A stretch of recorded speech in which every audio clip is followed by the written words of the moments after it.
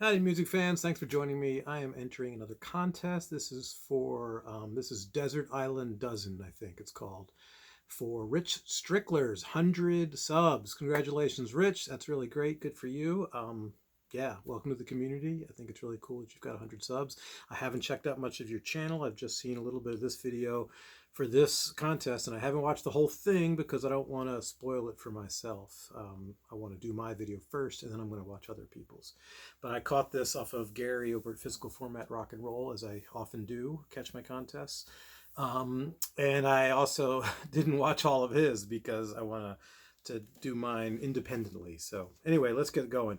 The rules you're going to have to check over with Rich. They're pretty strict. His name is Strickler, so maybe there's a connection there. You have to do 12 albums you take on a desert island. They have to be between 1964 and 1989, which I found quite restrictive. I picked my 12 and ended up putting 4 back when I looked at the date, their years, release years. And there has to be a Stones and there has to be a Beatles album.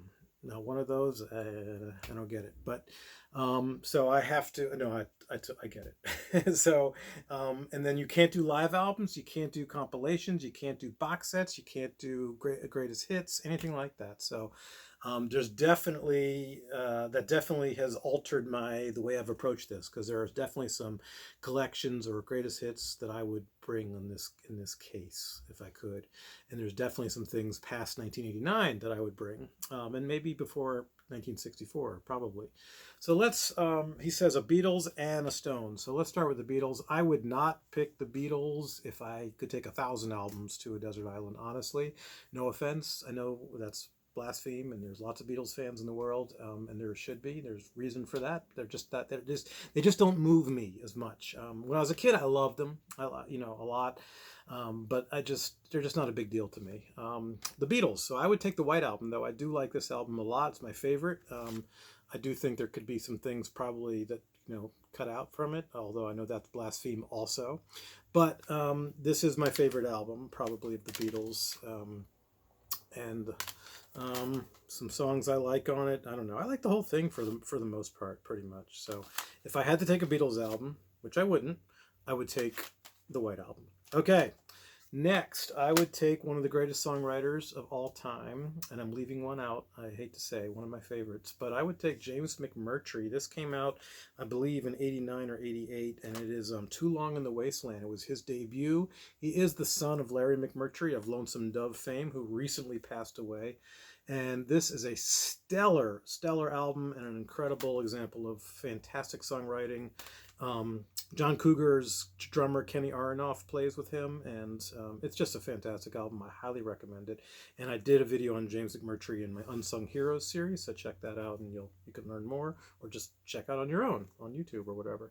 Okay, I would pick the Kinks, Muswell Hillbillies, one of my favorite Kinks albums. Absolutely fantastic album. I love pretty much every song on here. It's very singable. It's very danceable. It's just a fun album. 20th Century Man, acute schizophrenia, paranoia blues, and Holiday, Skin and Bone, Alcohol. I mean, I like the whole album. There's lots of Kinks albums I could pick, but I'm choosing this one. Then John Prine. Lots of John Prine albums I could pick, but I'm picking Sweet Revenge because it has Grandpa Was a Carpenter, and Please Don't Bury Me, and Dear Abby, and Blue Umbrella, and it's just a great album. Mexican Home. I love everything on this. Yeah. Johnny Cash. The Johnny Cash album I picked was from '94, so I put that back, and I picked out Ragged Old Flag, which is from '74, and one of my all-time favorite Johnny Cash albums, especially from this period. Ragged Old Flag is a recitation, but the rest of the album, and that song's okay to me. I'm not big on recitations, but the rest of the album is just so fun and singable and great writing and great country music. Really solid album. Don't Go Near the Water, which might be a remake. All I Do Is Drive, Southern Comfort, King of the Hill, Pie in the Sky, Lonesome to the Bone, While I've Got It on My Mind, Good Morning Friend, I'm a Worried Man, Please Don't Let Me Out, and What on Earth Will You Do? I mean, every song on here is fantastic. One of Johnny Cash's best. Next, I would pick Waylon Jennings' Dreaming My Dreams, which might also be from '74. This has Are You Sure Hank Done It This Way, and Way More Blues, and I Recall a Gypsy Woman. High Time You Quit Your Low Down Ways. I've been a long time leaving, but I'll be a long time gone. Let's All Help the Cowboys Sing the Blues. And there's a couple of bonus tracks on here. One of them is a Billy Joe Shaver song. My Billy Joe Shaver album I couldn't put in here because it's past 1989. So anyway, Waylon, Dreaming My Dreams. Next, I wouldn't go anywhere without this album, and I've shown it in plenty of videos. It's one of the greatest albums of all time. Jimmy Cliff's The Harder They Come. You could say it's a compilation because it is. It's a soundtrack, but I think it should still count because it's an album released in that time, frame, and it's thought of as an album, even though it has Toots and the Maytals and the Melodians and the Slickers and Jimmy Cliff. It is thought of as an album. Rich, if you want to ding me for this, that's okay. I totally get it, and I just crossed my mind as I'm making the video, but I would not take this album. I think it's one of the greatest albums of all time. John Hyatt, Slow Turning, next. Another solid album, pretty much from start to finish. I love the album, the song Icy Blue Heart, and the song Feels Like Rain, and the song Is Anybody There, and Slow Turning, and Tennessee Plates is one of his all-time greatest songs. Just a wonderful album full of great country rockers and slow ballads, and a song for his daughter called Georgia Ray. Just great songs. Classic rock. Rich, you want classic rock. Creedence Clearwater Revival's Willie and the Poor Boys, one of my favorite albums of all time. Again, I listened to this like crazy as a kid, and I would take this with me. Down on the Corner, It Came Out of the Sky is one of my favorite Creedence songs, and so is Don't Look Now, which I did a version of on my Quarantine Sessions playlist on my channel. Their version of Midnight Special is the best version of that song, and their version of Cotton Fields, two Lead Belly songs, is the best version, I think, of that song too. Love both of them.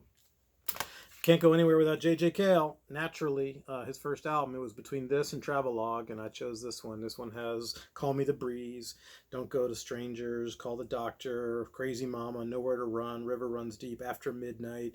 The whole thing is fantastic. Clyde, which Waylon Jennings covered. And then, of course, Skinner covered one of these, and Clapton covered one of these. But the king of them all is J.J. Cale. He is the man.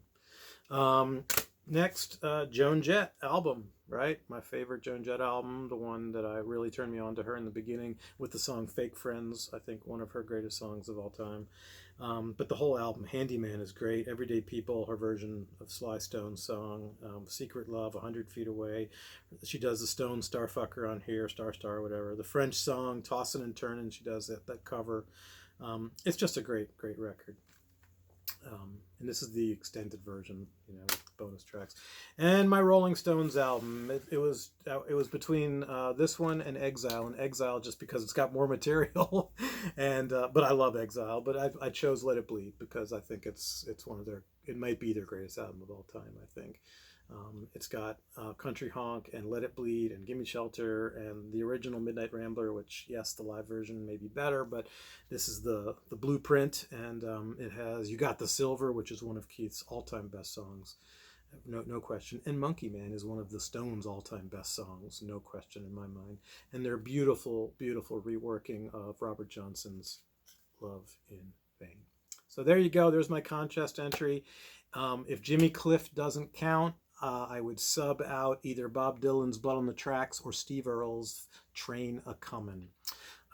Okay, that's it. Thanks for watching, folks. Have a good day.